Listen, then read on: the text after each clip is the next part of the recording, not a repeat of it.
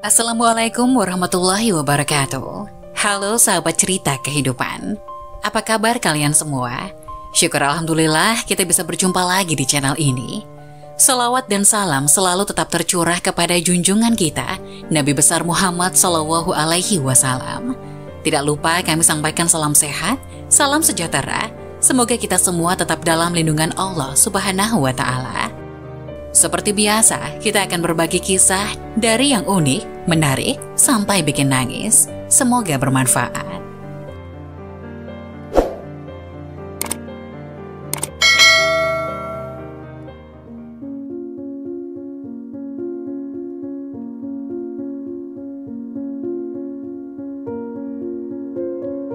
Delapan wasiat Rasulullah Shallallahu Alaihi Wasallam. Ma'asyiral muslimin rahimahullah, alhamdulillah, segala puji bagi Allah yang maha indah, yang keindahannya tak pernah menyusut walau dibagi kepada seluruh warga jagat raya.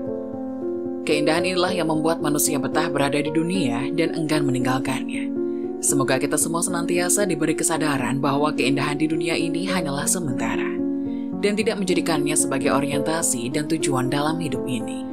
Allahumma la taj'al dunya akbar hami wala kamiyatan ma'lumatan. Potongan doa tadi nampaknya sangat relevan dalam kehidupan kita sekarang ini.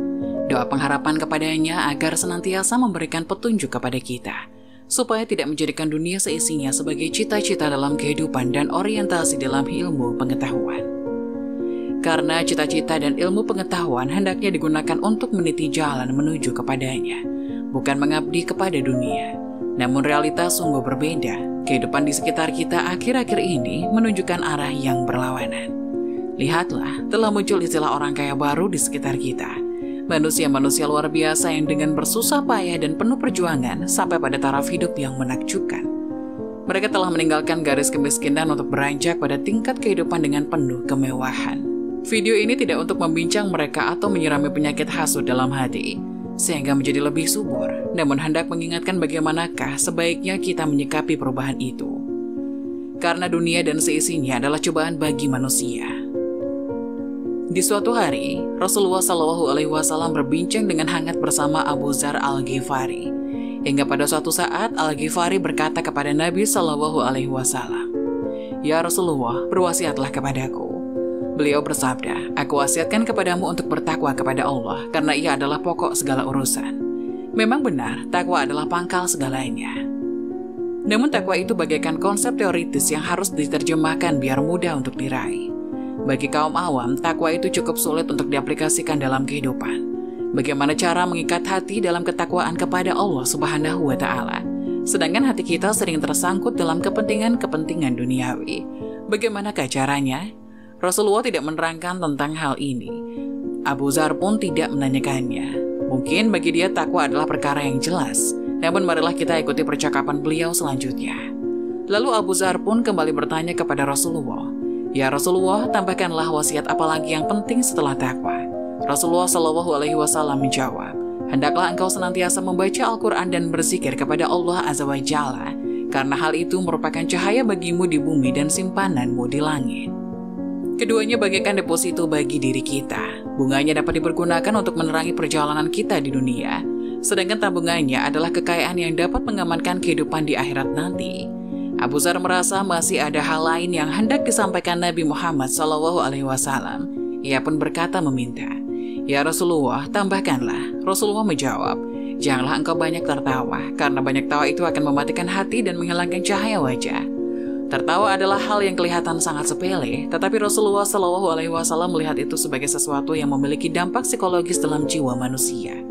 Karena kebanyakan manusia ketika tertawa akan melupakan segala kewajiban sebagai seorang hamba.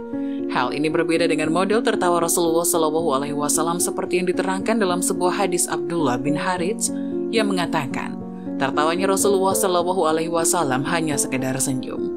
Hadis riwayat Tirmizi. Dan sabda Rasulullah Shallallahu Alaihi Wasallam, "Senyummu kepada saudaramu merupakan sedekah." Hadis riwayat Tirmizi.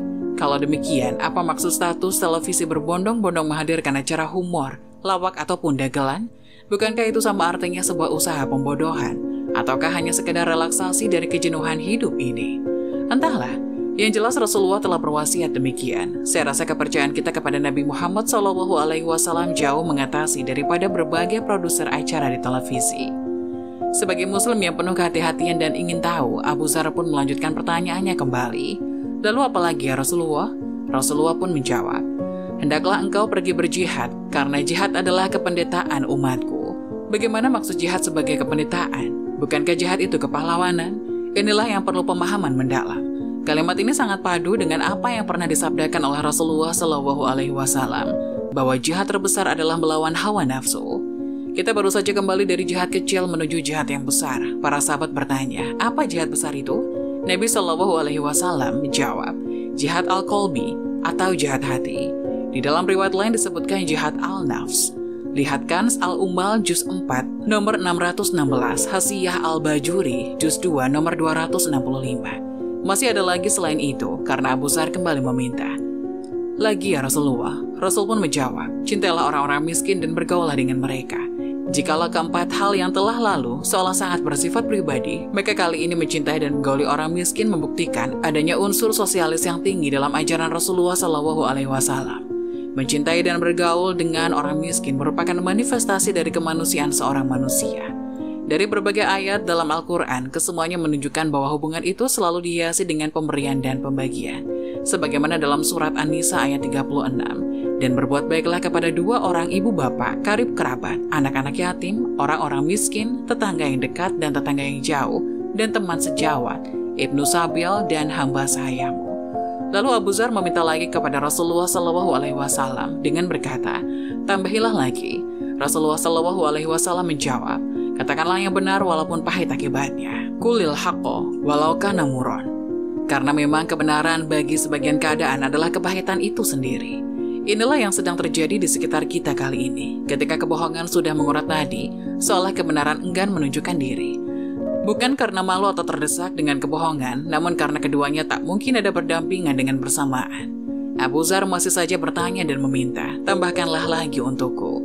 Rasulullah pun menjawab, hendaklah engkau sampaikan kepada manusia apa yang telah engkau ketahui, dan mereka belum mendapatkan apa yang engkau sampaikan. Cukup sebagai kekurangan bagimu jika engkau tidak mengetahui apa yang telah diketahui manusia, dan engkau membawa sesuatu yang telah mereka dapati.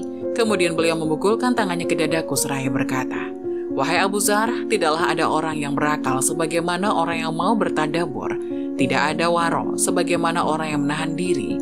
Tidaklah disebut menghitung diri sebagaimana orang yang baik akhlaknya. Itulah beberapa wasiat emas yang disampaikan Rasulullah SAW kepada salah seorang sahabat terdekatnya. Semoga kita dapat meresapi dan mengamalkan wasiat beliau.